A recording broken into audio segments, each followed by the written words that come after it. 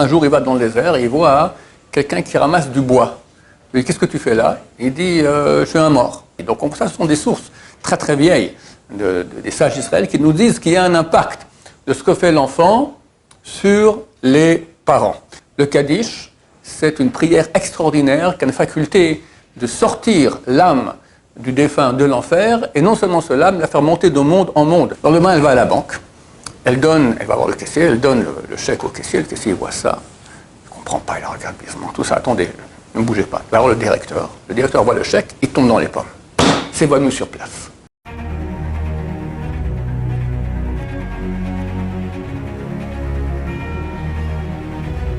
Ce jour dédié pour l'élévation de l'âme de Chai Victor Ben Marcel, Zochron Levracha, de mémoire bénie. Alors, la personne qui a commandé ce cours demande qu'on parle de qu'est-ce que c'est ce principe de Ilou Neshama, que des gens vivants peuvent faire des actions qui vont causer l'élévation de l'âme de défunts. Et bien sûr, ça concerne principalement la descendance du défunt. Quelles sont les sources, comment ça fonctionne? Il faut savoir que quelqu'un, tant qu'il est en vie, il peut agir. Une fois qu'il est mort, c'est terminé. C'est écrit, Maître Opshim la mitzvot. Il est libre des mitzvot, il ne peut plus faire. Même s'il paye des millions de milliards là-haut, ça ne marchera pas. On vit une fois, même si on revient en Gilgoul, on revient en réincarnation, c'est nous et pas nous. C'est une partie dans les Neshama, mais à la résurrection des morts, c'est marqué, chaque corps va se lever avec son âme et les mitzvot qu'il a fait. Donc si maintenant quelqu'un, il lui manque des mitzvot, terminé, il ne peut pas les récupérer. Par contre, c'est écrit dans le Talmud, des Sanhedrin, Bra Mezake Abba. Le fils peut faire mériter le père. C'est écrit aussi autre part que le fils, il est comme les pieds du père. Quand quelqu'un il est vivant, alors il est appelé un marchand, il avance dans la vie. D'accord? Il peut aussi reculer, mais il peut avancer. Les anges sont appelés des omdim, des gens qui sont debout, ils ne bougent pas. Un ange, il n'a pas libre d'arbitre.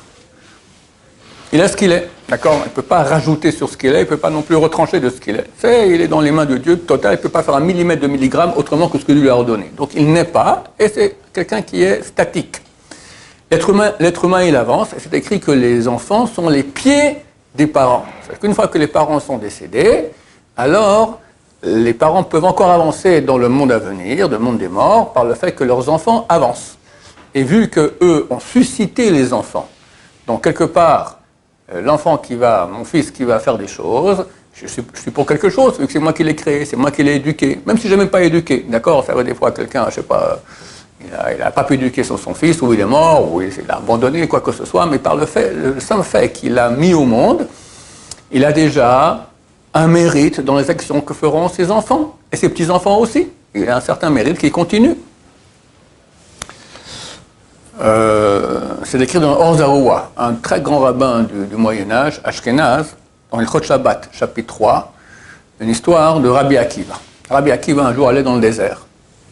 Et tout d'un coup, il a vu un type tout noir qui portait une charge très très lourde, comme ça, de bois, et il courait. Et bien, il appelle, type faut tout courir. Il appelle, je suis Rabbi Akiva, je t'ordonne de t'arrêter. Oh, il s'arrête. Il dit, qui es-tu? Qu'est-ce que tu fais ici? Il dit, moi, je suis un mort. Ah, qu'est-ce que tu fais ici? Ben, j'ai une punition parce que j'étais un rachat, un mécréant, et je dois, tous les jours, comme ça, on me met une charge dans le dos, et je dois courir comme ça dans le désert. Il dit, Rabbi Akiva lui a dit, tu as laissé au monde un enfant? Oui. Il est où? Comment il s'appelle? Il lui a dit, ok, je m'en occupe. Il a recherché l'enfant, il l'a trouvé. C'était un grand ignorant, un cancre, d'accord, il ne sait absolument rien, comme son père. Et il a pris au Beth Midrash, il a commencé à lui enseigner Aleph-Bet, à lire. Il a appris à faire le Birkat Hamazon, il a appris à lire le Kaddish. Et quand le fils a commencé à dire le Kaddish, le père est venu en rêve à Rabbi Akiva, il lui dit, je te remercie beaucoup, ma peine maintenant a été abolie, c'est fini, je vais plus rentrer dans le paradis. Donc c'est une des sources comme quoi, il y a une autre source du même genre aussi, c'est écrit ça dans le Eliyahu Zuta. Eliyahu Zuta, c'est un midrash qui est écrit aussi, au moins il y a 1600 ans, 1700 ans. Il a écrit là-bas que Rabbi Yochanan ben Zakkai, même histoire, un jour il va dans le désert et il voit quelqu'un qui ramasse du bois. Il dit, qu'est-ce que tu fais là? Il dit, je suis un mort. Et pourquoi tu fais ça? Je suis puni. Moi j'avais un copain et on faisait la fête ensemble, on faisait des tas de péchés, on invitait des filles chez nous, on faisait tout ce qui est interdit de faire. Et maintenant je dois ramasser du bois. Avec ce bois on va brûler mon ami et lui il ramasse du bois. Avec son bois on me brûle à moi. Et Rabbi Yochanan Massak lui a dit, est-ce que tu as laissé quelqu'un dans ce monde, un enfant? Et oui, quand je suis mort, ma femme était enceinte, je sais que c'est un garçon. Rabbi Yochanan Massak il prend les coordonnées, il trouve exactement ce garçon, et aussi il va lui enseigner, etc. Et lorsque le garçon a dit Barechou à la synagogue, il a dit Barechou Hashem Vorach, et le ciboire a répondu Baruch Hashem Vorach L'Anvaed, à ce moment-là, le mort est venu en rêve, il lui a dit voilà, dès maintenant on m'a sorti de ma peine et je peux rentrer dans le paradis. Donc ça, ce sont des sources très très vieilles des sages d'Israël qui nous disent qu'il y a un impact de ce que fait l'enfant sur les parents. Maintenant, même un étranger peut faire. Si moi je décide, voilà, je suis en train de faire un cours maintenant pour l'élévation de l'âme de Chai Victor Ben Marcel, ça a un impact, c'est clair. Ça a surtout un impact parce que les gens qui ont donné l'argent aussi pour qu'on fasse, on demande participation, d'accord, alors ils font partie de la famille. Donc ça marche même un étranger total. Mais il faut savoir que c'est toujours mieux que ce soit les enfants et les petits-enfants qui fassent les actions pour l'élévation de l'âme des parents, notamment le Kaddish. Le Kaddish, c'est une prière extraordinaire qui a une faculté de sortir l'âme du défunt de l'enfer, et non seulement cela, mais la faire monter de monde en monde. Il faut comprendre qu'il y a des mondes et des mondes et des mondes et des mondes, peut monter. Il y a un rabbin de la Chassidoute qui dit qu'on dit le Kaddish un an, puis après on s'arrête. Le Ben Ishraï, qui est un des plus grands kabbalistes de tous les temps du monde Sfarad, il a dit, même après 1000 ans, l'âme elle a encore des fois besoin d'aide du bas pour monter encore de monde en monde. D'accord? Donc quelqu'un peut dire Kaddish pour ses parents, pour ses grands-parents, ses arrière-grands-parents, d'accord, pendant toute sa vie. Il n'y a aucun problème à le faire, c'est très très bien. À ce propos, une histoire extraordinaire qu'a raconté le Rav Yosef Chaim Sonnenfeld. Rav Yosef Chaim Sonnenfeld, c'était un des grands rabbins, c'est lui qui a monté le Badatz. Le Badatz, le Bedin Sedek de la Eda Harit à Jérusalem, c'est lui qui a monté ça il y a environ 120 ans, quelque chose comme ça. Il était le sandak du Rav Messon Bachor. Le Rav Messon Bachor, qui est la grande génération, à sa Brit Mila, qui l'a tenu sur ses genoux, le Rav Yosef Chaim Sonnenfeld, bon, des grands sadikim du peuple d'Israël. Il raconte une histoire de laquelle il était témoin. Lui, il habitait en Hongrie, à Pressburg, et il était à la yeshiva. Et il y avait là-bas une femme qui venait tous les mois donner une somme assez importante à la yeshiva pour que les élèves, un ou deux élèves, qui disent Kaddish pour toutes les âmes qui n'ont pas de personnes qui disent Kaddish pour eux. Pas tout le monde a quelqu'un qui a un enfant qui dit Kaddish, d'accord? On a d'abord les enfants qui partent en cacahuète, ou ils sont morts, ou ils s'en foutent complètement, d'accord? Il y a toutes sortes de cas. Alors qu'est-ce qu'on fait avec ces âmes-là? Alors cette femme, c'est son mari, elle envoyait la déléguée de son mari, elle donnait de l'argent à la pour qu'il y ait des gens qui disent Kaddish pour tous les morts qui n'ont pas de personnes qui disent Kaddish pour eux. Et un beau jour, son mari décède, et les affaires commencent à décliner, plus d'argent. Et ça lui faisait extrêmement mal, d'autant plus qu'elle avait aussi 2 filles qu'elle avait mariées maintenant, puis pour moi une fille, il faut une dot, d'accord, c'est beaucoup d'argent, elle n'avait plus rien. Et cette histoire que le Kaddish allait arrêter pour tous ces malheureuses âmes qui n'ont personne qui dise Kaddish pour eux, ça lui faisait extrêmement mal. Elle est allée voir la direction de la yeshiva, et elle a dit vraiment, je vous demande, continuez.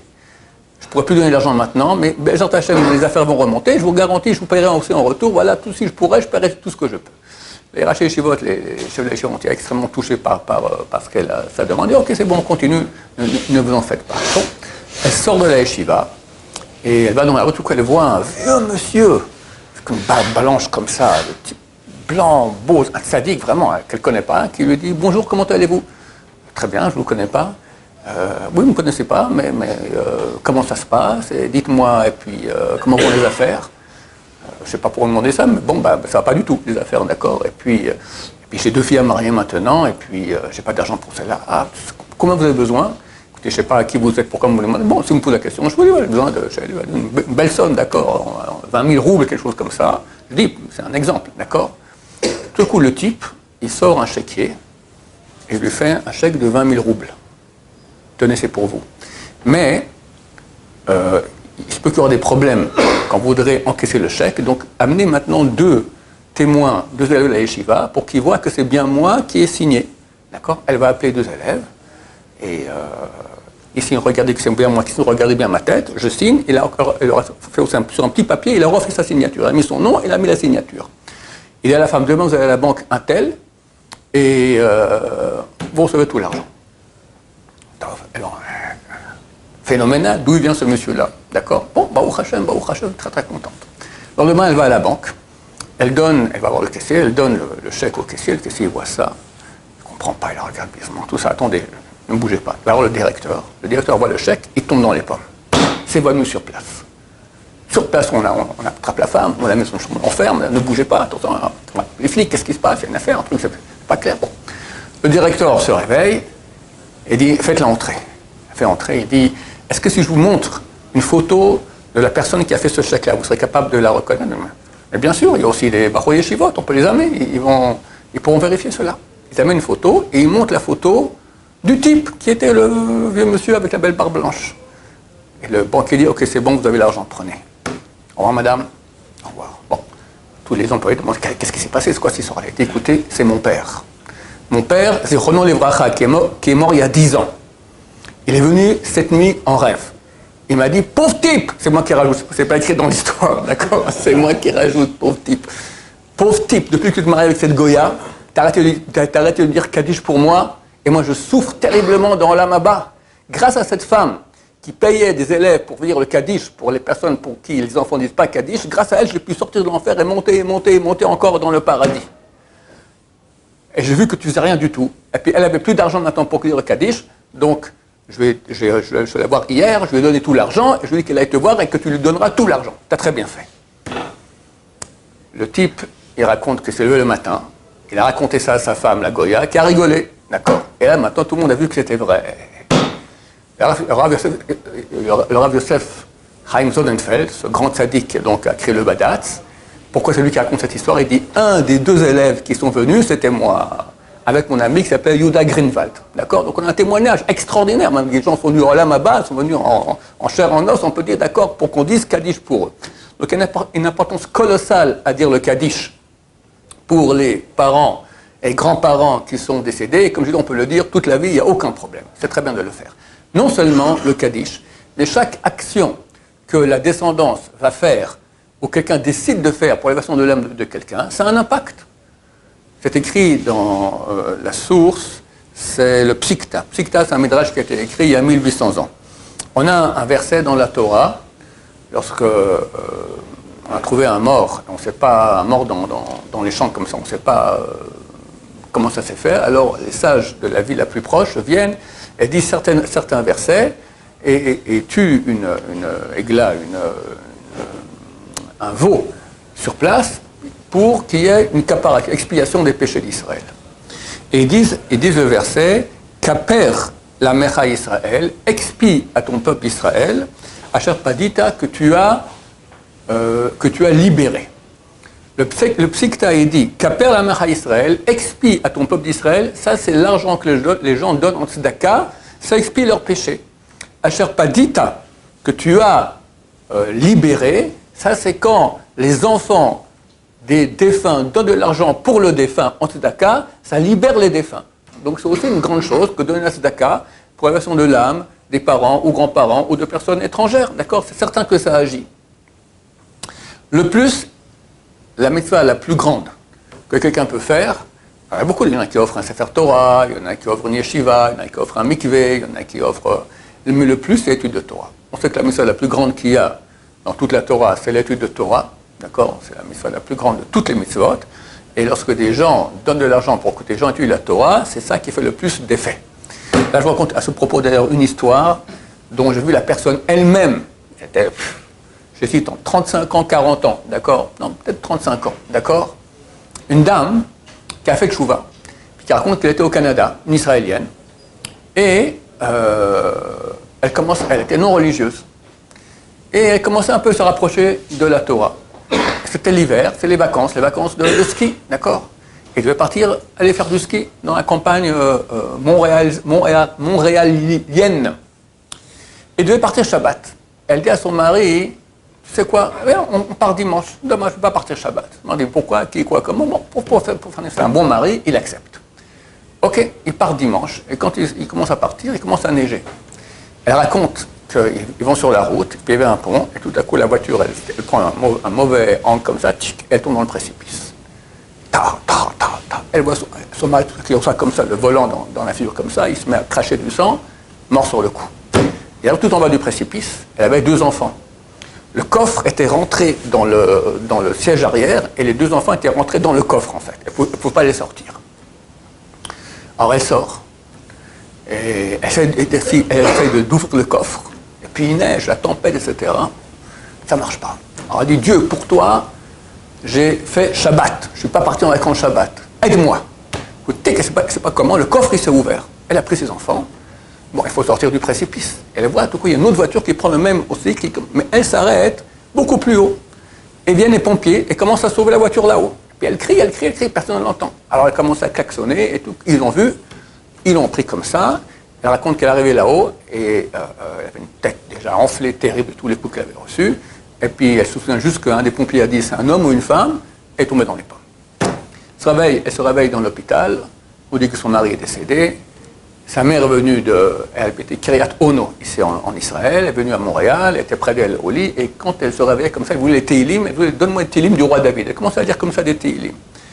Et le fil en aiguille, elle a fait tchouva, elle revient avec ses 2 enfants ici en Israël.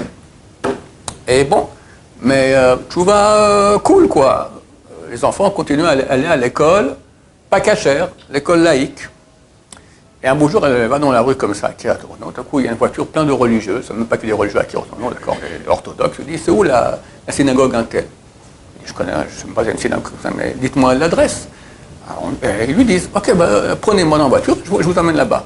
Bon, on l'amène là-bas, puis elle arrive en bas, j'aimerais bien aller voir le rabbin de la synagogue. Elle rentre dans la synagogue, elle parle au rabbin, et le rabbin commence à lui expliquer, voilà, qu'effectivement, c'est très bien qu'elle a fait tchouva, mais les enfants, ça vaut la peine de changer d'école, etc. Il commence à lui donner des cours, etc. Et bon, franchement, elle fait une tchouva totale, et elle décide de sortir les enfants de l'école laïque, la mettre dans l'école religieuse.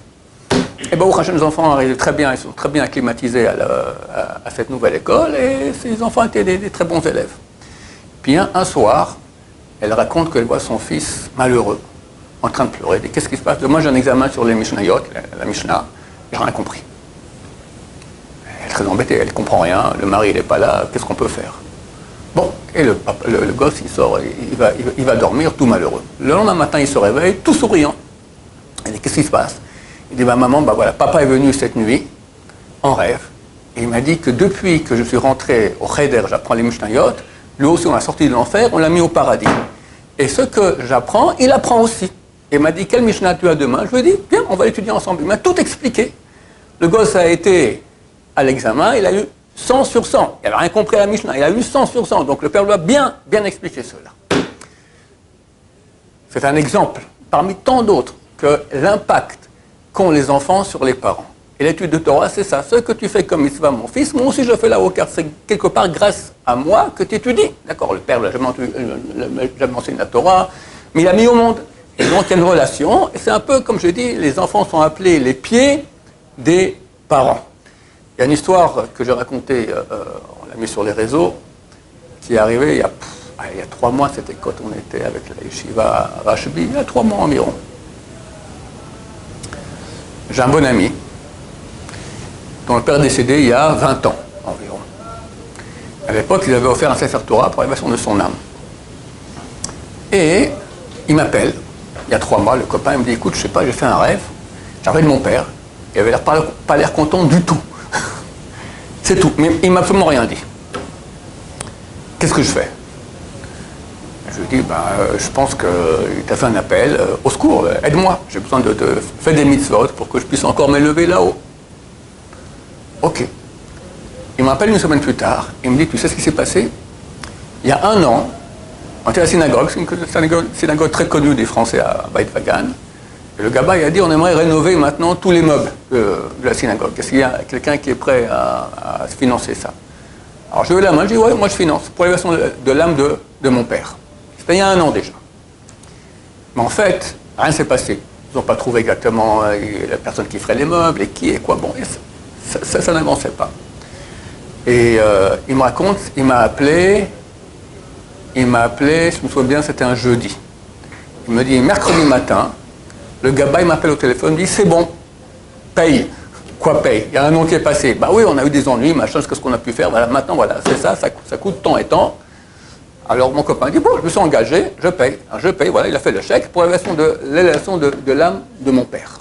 La même nuit, la nuit du mercredi au jeudi, il me raconte, il rêve, il roule en voiture. Il s'arrête à un feu rouge, il voit quelqu'un, il entend quelqu'un qui tape comme ça sur le pare-brise. Il se tourne, il voit son père.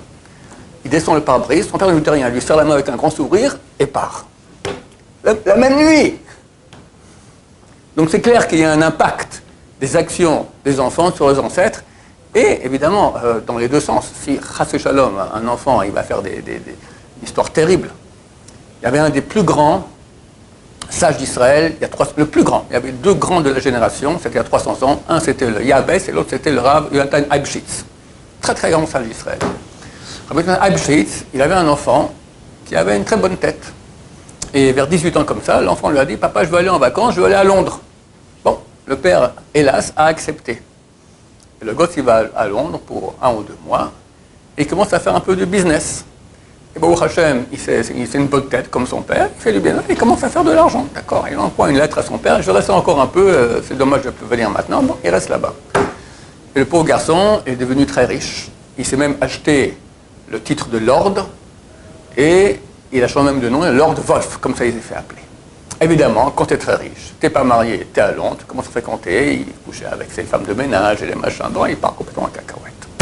Pourtant, le père qui est décédé, et lui continue à faire les 400 000 coups. Puis une fois, il est au milieu en train de dormir, c'est la nuit de Kippour. Il ne lui fait pas Kippour, il ne fait rien du tout. Il voit son père qui vient lui, t'as pas honte.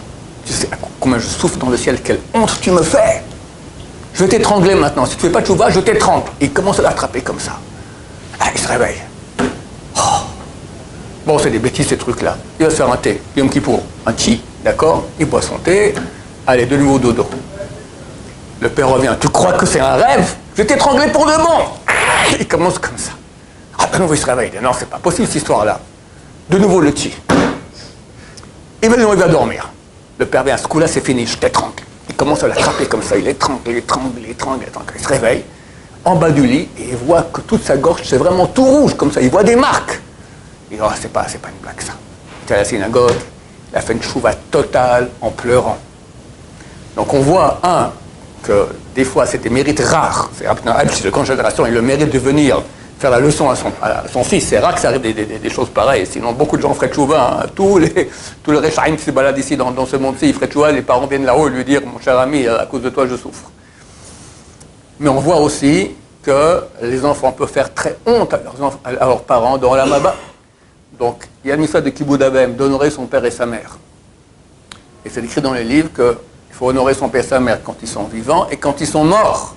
Quand ils sont morts par le Kaddish. Mais les livres disent le meilleur moyen de faire la mitzvah de Kibboud Avem à ses parents qui sont décédés, c'est être un bon juif. Étudier la Torah, dire le Kaddish, faire bien les brachot. On voit bien qu'une bracha, qu'est-ce qu'on fait le jour des 7 jours de deuil et des 30 et l'année, chaque année, faire aux gens des brachot, d'accord. Ça a aussi un très grand impact pour faire monter l'année Shama.